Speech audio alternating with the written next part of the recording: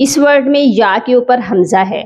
اب یہ یا کو پڑھیں گے یا پھر حمزہ کو پڑھیں گے.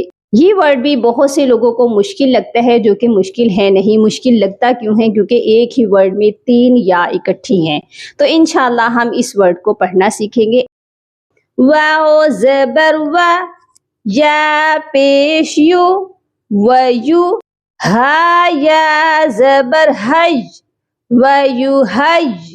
یا حمزہ زیر یہ، ویو حج. دوسری یا کو حمزہ ساکن کے ساتھ ملا کر پڑھیں گے.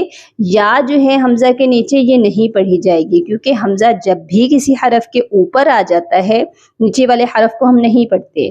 یہ پڑھا جائے گا وَيُهَيِّئْ لَكُم مِّنْ أَمْرِكُم مِّرْفَقًا. کیسے پڑھا جائے گا؟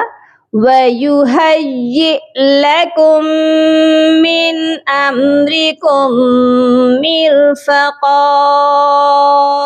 اسی طرح کی ویڈیوز دیکھنے کے لیے ہمارے پیج اقرا جواہر القرآن کو فالو کر لیجئے.